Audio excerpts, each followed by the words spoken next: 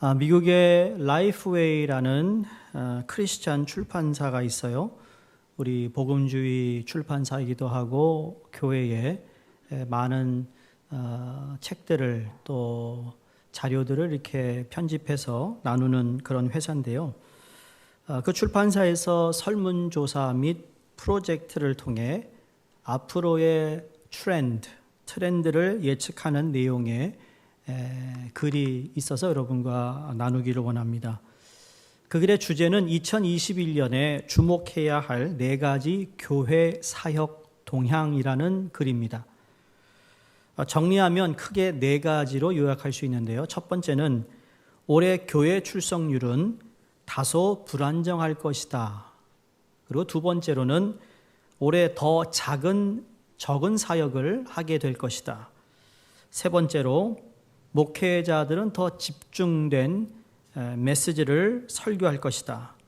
네 번째로 성경 읽기에서 교회의 역할이 중요할 것이다. 이렇게 4가지입니다.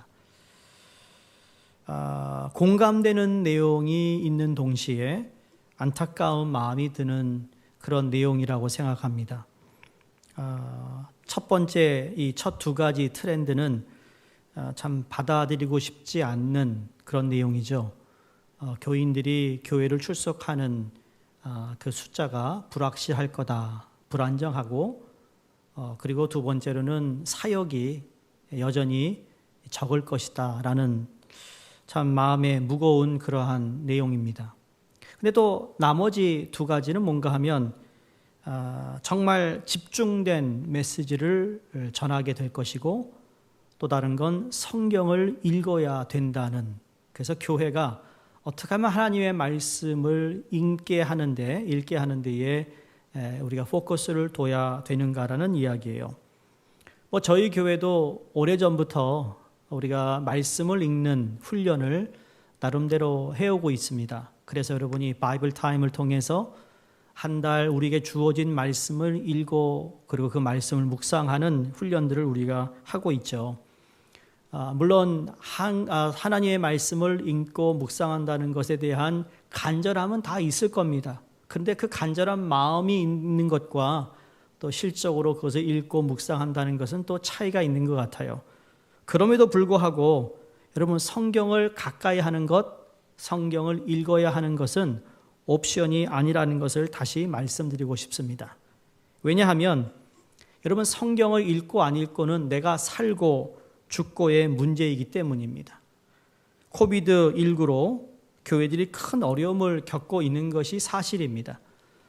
이번 주에는 제가 NYTS의 교수인분과 몇 분하고 흑인교회 리더들과 줌 미팅을 하는 가운데 어느 얘기를 하다가 그분들이 그런 얘기를 해요. 정말 이 미국 교회들이 많이 힘들다. 우리 한국 교회뿐만 아니라 우리 이 맨하탄에 있는 교회들이며 흑인들 교회며 모든 교회들이 일단은 교회를 나오지 못하고 있는 상황 때문에 벌어지는 경제적인 어려움과 사역이 어렵고, 그래서 교회의 문을 열 수 없는 이러한 현실 앞에 참 안타까워하고 있습니다. 여러분, 교회 사역이 줄어들었고 공예배와 모임을 가질 수 없는 가운데 그러면 신앙을 어떻게 우리가 계속 지속해 나갈 수 있을까? 여러분, 지금이야말로 나의 신앙 생활을 다른 사람에게 맡기는 것이 아니라 나 스스로 내 신앙을 지켜나가야 하는 때라는 사실을 우리가 꼭 기억해야 됩니다. 과거에는 저희가 자주 모이고 사역이 있고 함께 모여 봉사하는 시간이 있었기 때문에 그것이 우리로 하여금 교회를 가까이 오게 하고 함께 교제를 통하여서 어떤 무언가를 성취해 나가는 그러한 성취감이 우리 가운데 없잖아 있었어요. 그래서 앞에서 잘 인도하는 분을 따라가기만 하면 내 신앙이 그래도 성장한 것 같고 내가 잘하고 있는 것 같이 그렇게 느껴졌어요. 근데 지금은 그런 것을 하나도 할 수 없는 가운데에서 여러분, 지난 이제 3월이 되면 우리가 거의 1년이 돼 가잖아요. 팬데믹이. 그런 가운데 나 스스로 서야 하는 것을 배워야 했고, 그 전에 이미 우리가 스스로 서고 함께 나 혼자 아니면 그 아주 소수의 사람과 신앙을 나누고 교제할 수 있는 어떤 그러한 것들이 그전보다 많이 줄어든 상태에서 어떻게 우리는 신앙을 계속해서 주님을 향한 내 열정과 그분을 향한 내 믿음이 식지 않고 계속 올라갈 수 있는 비결이 무엇일까? 그건 우리의 역사를 보면 금방 알 수 있어요. 여러분, 지금도 핍박을 받고 있는 나라들이 있습니다. 현재 북한의 가장 월스 케이스라는 거죠. 또 지금 이 시간에도 예수를 믿는 것 때문에 동네 사람들에게 붙잡혀 나와서 돌에 맞아 죽어가며 순교하는 사람들이 있어요. 교회가 있지 않아요. 모형이 없어요. 그러나 숨어서 그 공동체로 예배드리고 말씀을 통하여 그들의 신앙을 지켜나가고 예수님을 부인하지 않는 그 죽음에까지 몰아가면서 그들이 예수님을 부인하지 않는 힘이 도대체 어디서 나오는 것일까요? 지금도 북한에 있는 우리 동포 가운데 숨어서 예배드리고 있는 그 몇십 년 동안 핍박 가운데 그러나 신앙을 지켜온 사람들의 비결이 무엇일까요? 공동체가 있어서였을까요? 물론 그것도 우리에게는 필요하죠. 그런데 그보다 더 중요한 것은 바로 그들이 붙잡고 있었던 하나님의 말씀이 그의 힘이 되었고 그들에게 능력이 되었고 그들이 앞으로 나아가야 할 방향을 제시했던 말씀이었다는 사실을 우리가 꼭 알아야 된다는 겁니다. 오늘처럼 이렇게 팬데믹으로 교회들이 점점 힘들어지고 있는 가운데서도 그러나 유일하게 하늘과 땅은 사라지지만 절대로 사라지지 않는 하나님의 말씀만 붙잡을 수 있다면 여러분, 살 구멍은 있는 거예요. 그 신앙을 지켜나가게 하는 힘이 바로 하나님의 말씀이라는 것입니다. 요한복음에 기록된, 특히 요한복음이 이런 내용들이 더 많죠. 요한복음에 기록된 예수님의 말씀을 읽다 보면 우리를 당황스럽게 하는 그러한 구절들이 나옵니다. 4장에서는 기억하시죠? 예수님이 우물가에서 그 수가성 여인을 만납니다. 근데 그 여인에게 무슨 말씀을 하죠? 내가 너에게 영원히 목마르지 않는 물, 생수를 줄 수 있다. 내가 바로 그 생수다. 그랬습니다. 이제 6장에 와서는 예수님이 가는 곳마다 수많은 군중들이 모여들었어요. 그 군중들이 모여들 때마다 주님이 하신 말씀인데 오늘 본문의 말씀을 보면 배경이 그런 겁니다. 내가 너희에게 떡이다. 내가 너희에게 주는 떡. 광야에서는 하나님 만나를 내렸지만 그러나 내가 너에게 주는 이 떡을 먹으면 생명이 있을 것이고 영원히 살 것이다 라는 이 말씀, 우리는 교회를 다니니까 이 말씀이 익숙하지만 그렇지 않은 사람들이 들었을 때는요 너무나도 당황스러운 겁니다.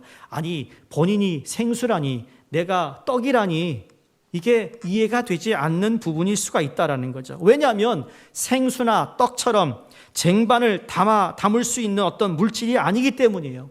예수님은 그런 쟁반에 올려놓고 내가 편할 때 먹고 마실 수 있는 그런 분이 아니라는 거예요. 정상적인 사고를 갖고 있는 사람이라면 이런 끔찍한 말을 듣고 당황하지 않을 사람은 별로 없을 것입니다. 그렇다면 예수님께서 이처럼 자신을 물과 떡으로 표현하신 이유가 무엇일까? 특히 오늘 본문 말씀에 나타난 왜 자기 자신을 떡이라고 말씀하셨는가? 3가지 이유를 우리가 찾아봅니다. 첫 번째, 여러분 예수님이 생명이시기 때문입니다. 예수님이 생명이시기 때문에. 신약 성경이 헬라어로 기록이 되었죠. 그런데 이 생명이라는 헬라어에서는 이 생명을 얘기할 때 2가지 단어를 쓴다고 합니다. 하나는 비오스라는 단어입니다. 영어로는 바이오스인데 소위 여러분 자녀들이 바이올로지를 공부하잖아요. 생물학이잖아요. 그 비오스라는 단어와 2번째 단어는 조에라는 단어입니다. 우선 비오스는 심장의 맥박이 뛰는 동안 유지되는 우리 육체의 목숨을 가리킵니다. 태어나서 늙어 죽을 때까지 우리 온몸의 기능이 정상적으로 활동할 동안만 우리로 살아있게 하는 것이 바로 육신의 목숨이에요.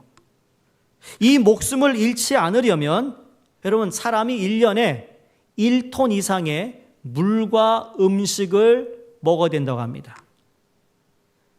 여러분 대단하세요. 1톤의 양의 물과 음식을 먹는다고요.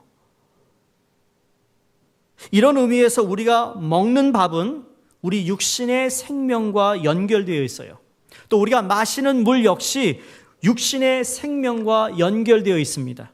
이 생명을 잃으면 이 세상에서의 모든 삶은 끝나기 때문에 우리는 이 생명을 대단히 소중하게 여기고 있습니다. 자, 오늘 본문에 예수님을 찾아온 군중이나 오늘날 대부분의 사람들에게 있어서 가장 큰 문제의 요소는 육신의 목숨인 이 비오스가 전부인 줄 알고 살아가고 있는 사람이 많다라는 거예요. 얼마나 소중하게 여겼는지 때로는 그것이 그만 우상이 되어버렸어요. 내가 잘 먹고 건강하고 잘 입고 이런 거에만 신경 쓰는 것으로 살아가는 사람들이 있어요. 이 목숨을 유지하게 하는 돈이 또 세상에 그 어떤 것보다 가치 있는 것으로 판단하고 살아갑니다. 그래서 사람들은 무하마드든지 석가라든지 간디라든지 아니면 예수든지 누구든 상관없이 이 세상에서 나를 건강하게 해주고 배부르게 해주고 행복하게 살게만 해준다면 그 사람을 신으로 믿고 섬기겠다는 생각을 가지고 있는 사람도 있다라는 거죠. 예수님을 찾아온 군중들이 바로 이런 사람이었다라는 것을 이미 알고 계셨습니다. 거의 모든 사람들이 이런 생각을 가지고 종교를 찾기도 하죠. 이런 생각을 하는 사람들에게 내 살을 먹어라, 내 피를 마셔라, 그리하면 영원히 살 것이다 라는 예수님의 말씀이 여러분 잘 들릴까요? 들리지 않을까요? 잘 들리지 않을 것입니다. 심장이 뛰는 순간은 나를 유지시키는 이 생명이 나의 전부다라고 생각하는 사람에게 생명의 떡이라는 예수님의 말씀이 귀에 들리지 않을 것이라는 거예요. 여러분에게 묻고 싶은 질문입니다. 여러분, 예수님의 이 말씀이 여러분 귓가에 들리나요? 예수님 우리에게 주시고자 하는 말씀이 들리기를 주의 이름으로 축원합니다. 반면에 사람에게는 영적인 생명을 의미하는 두 번째 단어인 조에라는 단어가 있습니다.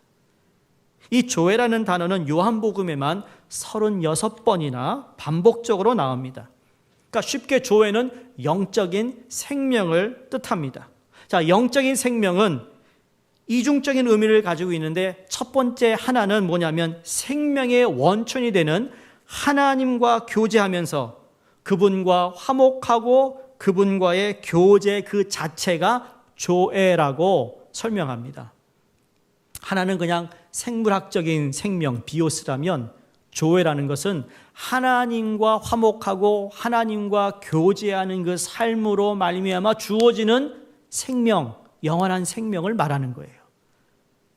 여러분, 아담과 하와가 에덴 동산에서 말로 다하지 못할 풍성한 생명의 삶을 살았던 사람들입니다. 한번 상상해 보세요.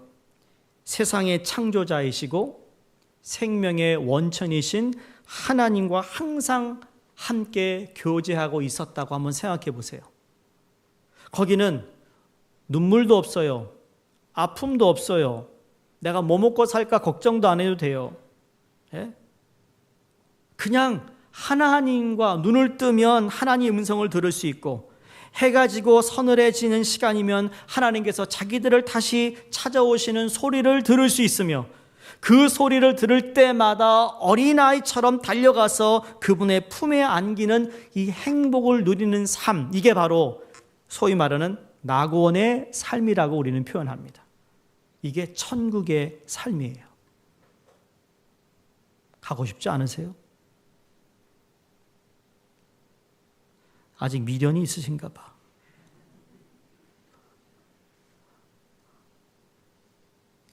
아니 팬데믹이 끝나면 내가 준비하고 있는 이게 대박 터져야 되는데 대박 터진 후에 가면 좋겠어요 라는 분이 있는 것 같아요. 하나님과 교제하면서 하나님의 품에서 사는 그 삶이 조애라는 말입니다. 그게 조애라는 단어에서 우리가 찾는 의미입니다. 근데 불행하게도 아담과 하와는 하나님의 명령을 어기고 선악과를 따먹죠. 선악과를 따먹고 난 그 결과는 에덴 동산에서 쫓겨나는 거였어요. 하나님과의 관계가 단절됐다는 의미죠. 하나님과 그래서 마지막 원수가 됩니다. 그 후부터 하나님 앞에 인간은 죽은 존재였습니다. 숨을 쉬고 있지만, 비오스는 있지만 영원한 생명이 우리에게 주어지지 않았기 때문에 죽은 거나 마찬가지라는 거죠. 심장이 멈추는 순간 그냥 죽어버리는 것처럼 이제는 끝이라는 겁니다. 이런 상황에서 우리가 하나님과 다시 손을 잡을 수만 있다면, 하나님과 다시 교제를 나눌 수만 있다면, 우리가 하나님을 언제든지 아버지로 부르면서 달려가 그 품에 안길 수만 있다면, 그리고 하나님에게 있는 그 풍성한 생명의 축복들을 내 것으로 삼을 수만 있다면 우리는 영적인 생명을 다시 얻을 수가 있는데, 이것이 바로 조회입니다. 자, 다른 또 하나의 조회의 의미는 영생이라는 의미를 가지고 있습니다. 다시 반복합니다. 첫 번째 뜻은 뭐라고요? 하나님과 화목하고 하나님과 교제하는 삶이 조회고, 그 다음에 두 번째 의미로는 영생이라는 거예요. 근데 이게 두 가지가 완전히 다른 건 아닙니다. 하나님과 화목되어서 하나님과 교제하는 삶 그 자체가 영생의 삶을 시작하는 삶이라는 사실이에요.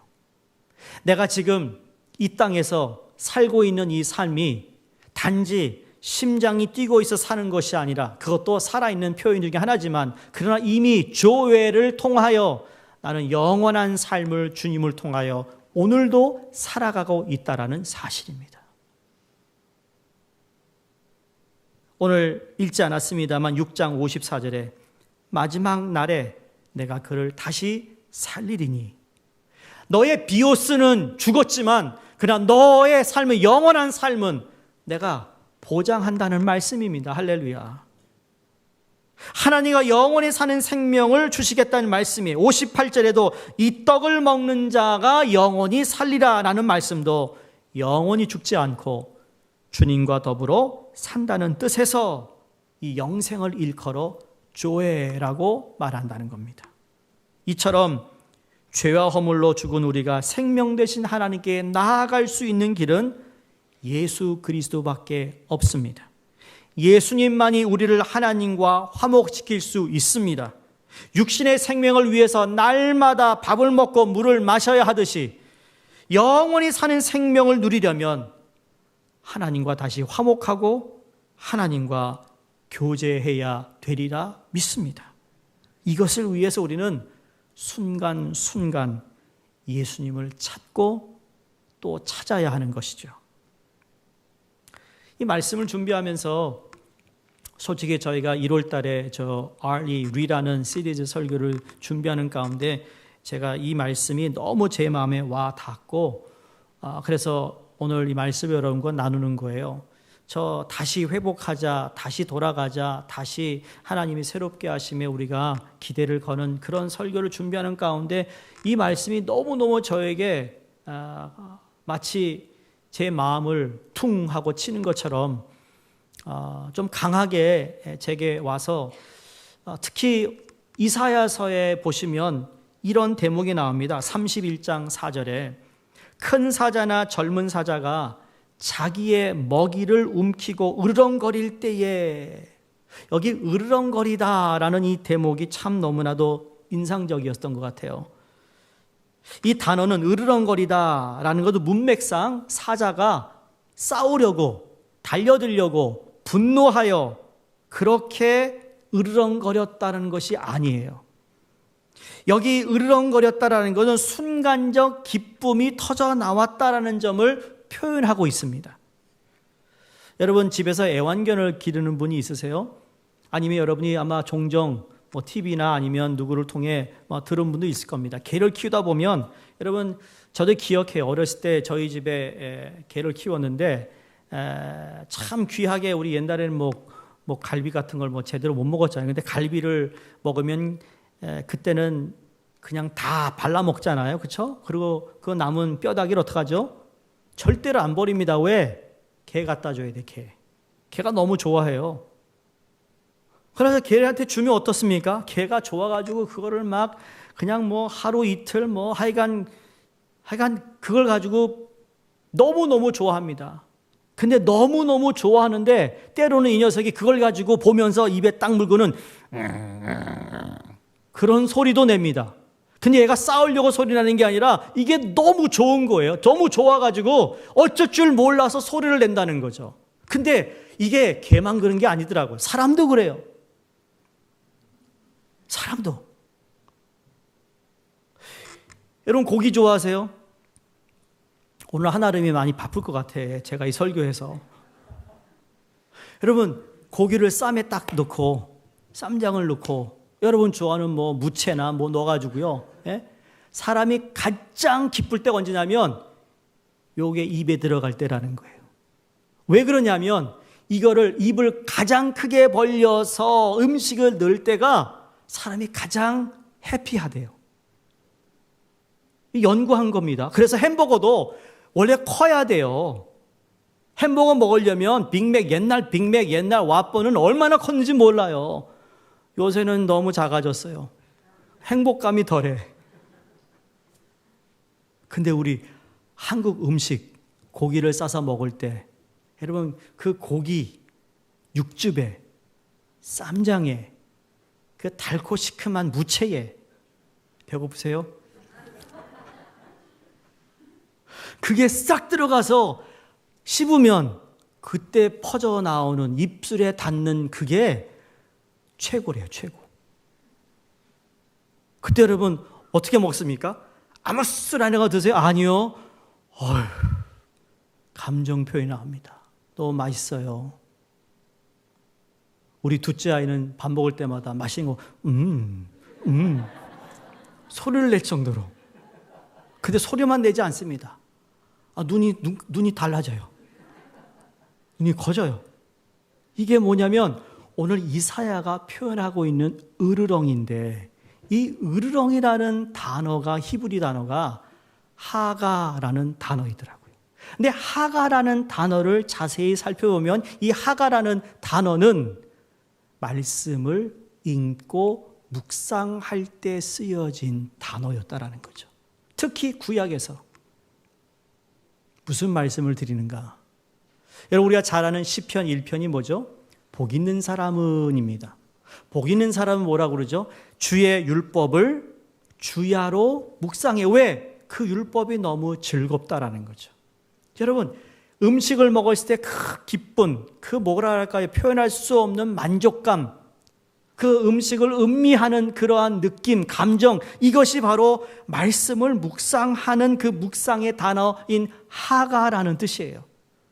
이사야서에서는 큰 사자나 작은 사자가 염소를 잡아먹었을 때 으르렁거리는 그 소리같이 개가 뼈다귀를 주어졌을 때 그걸 가지고 마지막 소리를 내며 먹었던 그것이 바로 오늘 우리에게 허락하신 하나님의 말씀의 맛이 얼마나 귀한 것임을 표현하고 있다라는 거죠. 어느 학자는 얘기합니다. 그래서 시편 1편에 나온 그 묵상이라는 단어는 너무 밋밋하다. 이 하나님의 말씀을 주야로 묵상하는 사람은 우리 묵상이라는 그 개념을 어떻게 생각하죠? 불을 조용히 끄고 어둠침침하게 하고 조용히 그냥 말씀을 읽으면서 그냥 어떤 조용한 장소에서 무릎을 꿇고 성경을 펼쳐보고 읽는 어떤 그러한 컨셉을 우리는 생각하는데 그런데 그건 너무 비약하다라는 거예요. 하나님의 말씀을 음미하며 내가 먹을 수 있으며 묵상한다라는 것은 오히려 사자와 개가 묵상할 때 이빨과 혀와 위장과 장기를 사용해서 씹고 삼키는 표현이라는 거예요. 그러므로 우리가 하나님의 말씀을 대할 때, 생명이 되는 말씀을 우리가 대할 때, 오늘 이 방식과 같이 맛보고 음미하고 달콤하고 향긋하며 입에 침이 고이게 하는 이 영혼의 힘을 불어넣어주는 하나님의 말씀을 우리는 생명과 같이 여겨야 될 줄로 믿습니다. 먹어야 살잖아요.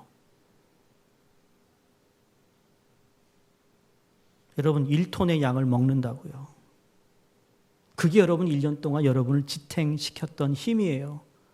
그럼 내 영혼이 살려면 말씀을 먹어야 된다는 사실입니다. 두 번째, 이 떡을 먹어야 하기 때문이에요. 초이스가 있는 게 아니라는 거죠. 생명을 위해서는 먹어야 되는 거예요. 먹어야 되는 거예요. 요한이 기록한 계시록 10장 9절에서 10절 말씀 보면 거기에 요한이 환상을 보면서 이제 천사가 두루마리를 가지고, 이게 두루마리 하나님의 말씀이에요, 요한에게 줍니다. 그런데 이렇게 얘기합니다. 내가 천사에게 나아가 작은 두루마리를 달라 한즉 천사가 이르되 갖다 먹어버리라. 내 배에는 쓰나 내 입에는 꿀같이 달리라 하거늘 내가 천사의 손에서 작은 두루마리를 갖다 먹어버리니 그랬습니다.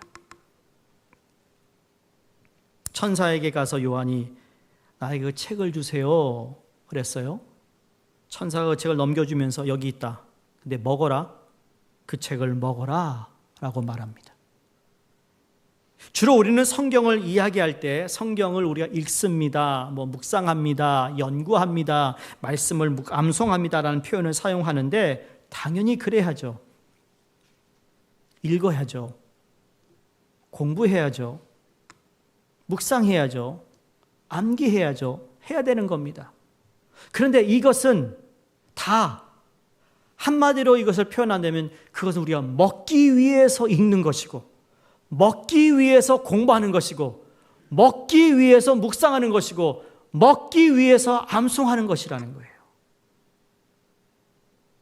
먹어야 된다는 거예요.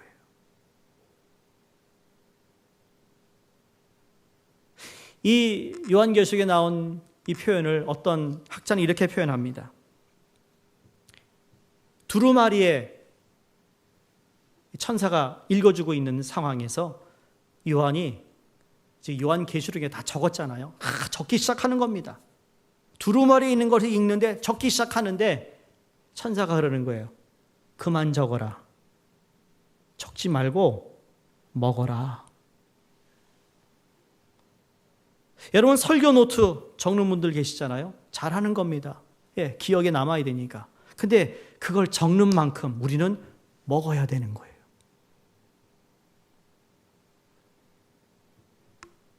이렇게 먹는다. 은유법이에요. 메타포예요. 받아 먹고 맛보고 씹고 음미하고 삼키고 소화하는 말로 바꾸어 보면 여러분 그 의미가 무엇인지 좀 더 구체적으로 나타나고 있다는 것을 알게 됩니다. 그런 의미에서 하나님의 말씀인 성경은요, 뇌세포의 정보를 입력하는 것이 아니라 내 삶의 변화에 목적이 있다는 사실을 알아야 합니다. 다시 말해서 말씀의 능력 또는 그 영향력이 발휘되기 위해서는 먹어야 한다는 것이에요. 건강을 유지하기 위해서는 실제로 내가 먹어야만 된다는 거죠. 여러분 그림의 떡이다라는 표현이 있지 않습니까? 그림의 떡이면 아무런 소용이 없어요. 여기 계신 모든 분들이 하나님의 말씀이 다 귀하다라는 걸 압니다. 모르는 분 없습니다. 그러나 이게 그림의 떡이 돼서는 안 된다는 말씀입니다. 말씀은 직접 또 간접적으로 우리 안으로 파고들어 우리 영혼을 만지고 하나님이 창조하신 세상과 그리고 그분이 수행하고 계시는 구원, 더 나아가서 그분이 불러 모으신 공동체에 적합한 삶을 형성하고자 하는 의도를 갖고 있음을 기억해야 됩니다. 오늘날 여러분 영성이라는 것에 대한 관심을 참 많이 갖지요. 영성 훈련, 영성 묵상, 영성에 관한 좋은 얘기가 참 많습니다.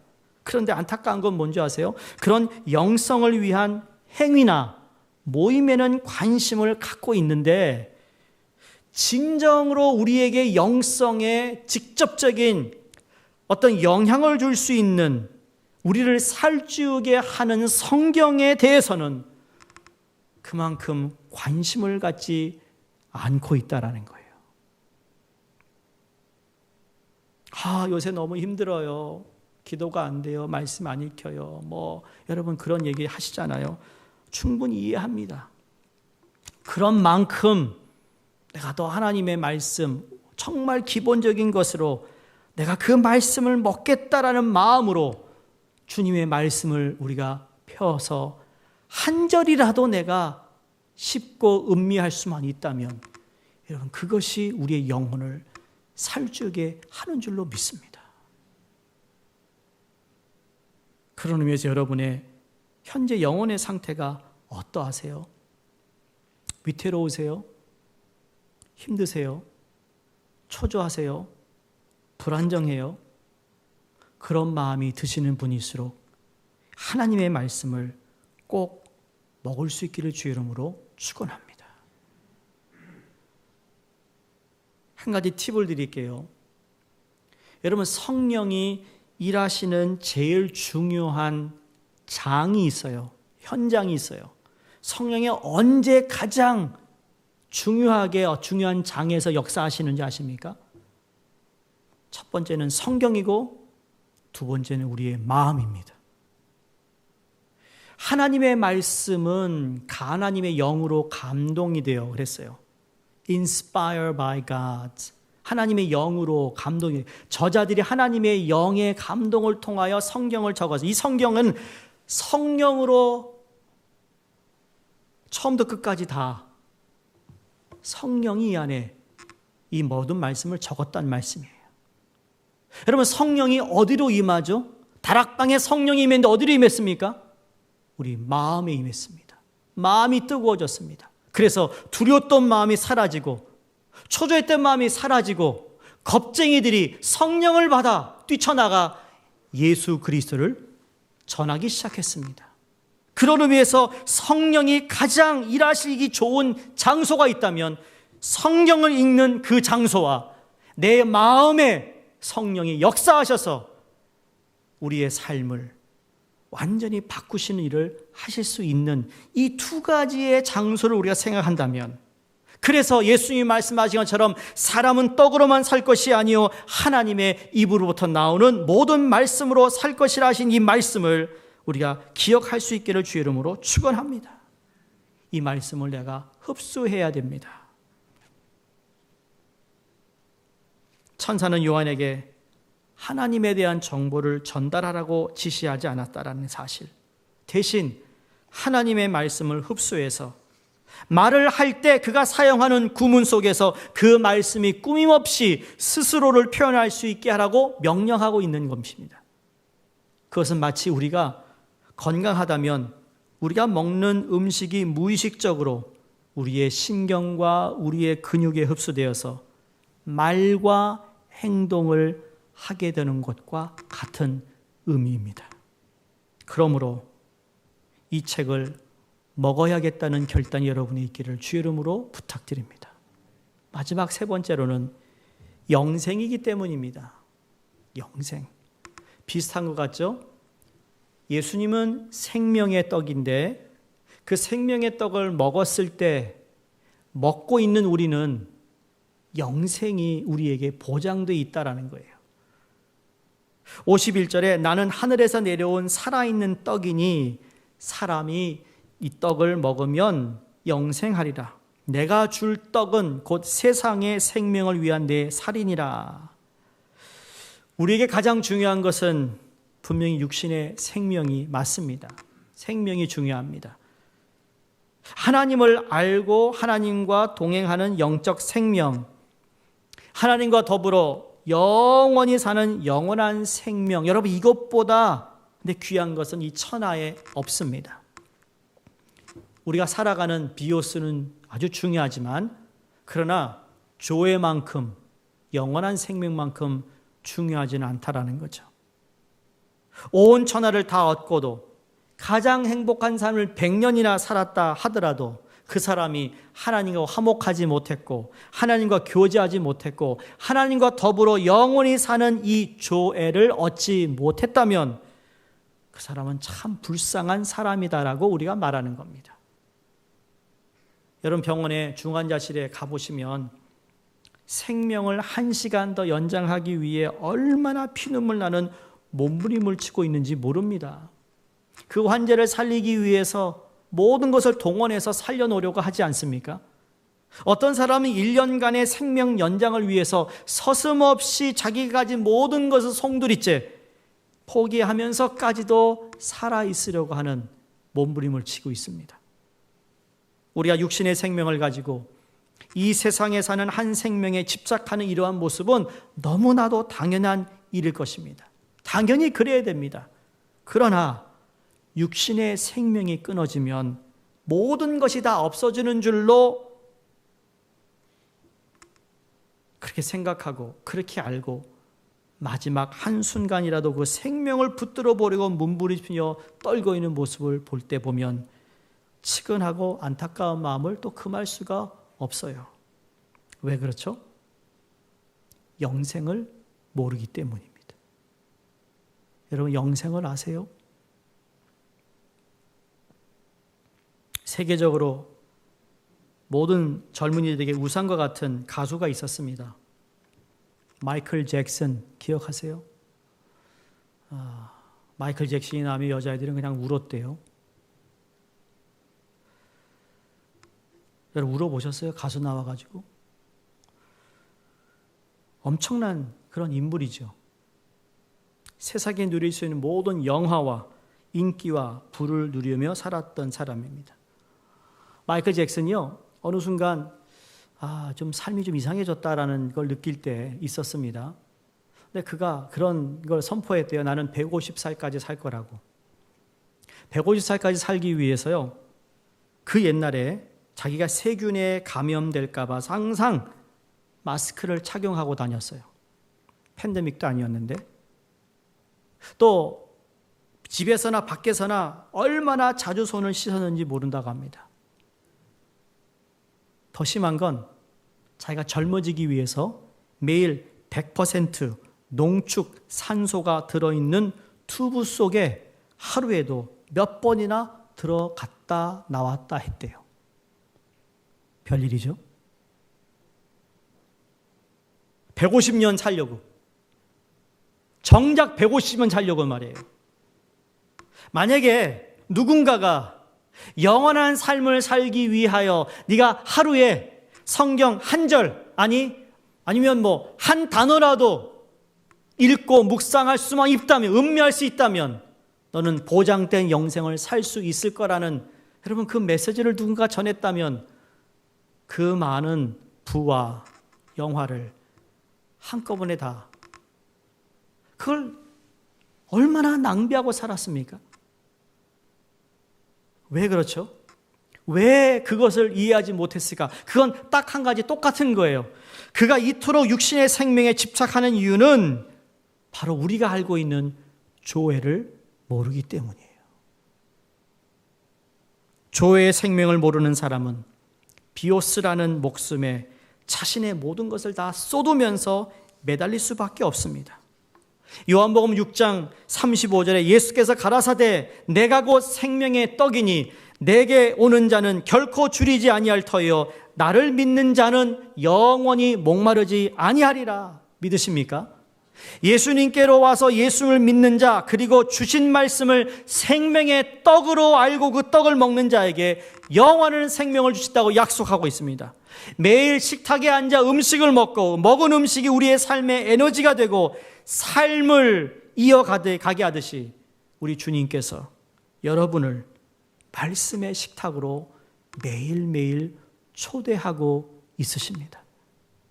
이 시간 마음을 열고 생명의 떡이신 예수를 믿는 것에서 시작해서 매일매일 우리에게 허락하신 하나님의 말씀을 먹음으로 인해 잠깐 있다 사라지는 육신의 목숨인 비오스에 죽기 살기로 매달리는 처절한 모습이 아니라 영원한 생명의 약속을 주시는 조회의 인생이 되시기를 바랍니다.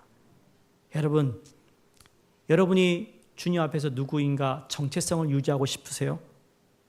우리를 하나님의 백성의 공동체로 살게 해주시는 그 삶을 원하신다면 하나님이 누구이신지, 그리고 하나님이 어떻게 일하시는지에 대해서 친숙하게 잘 알기를 원한다면 우리는 반드시 이 책을 먹어야 될 줄로 믿습니다.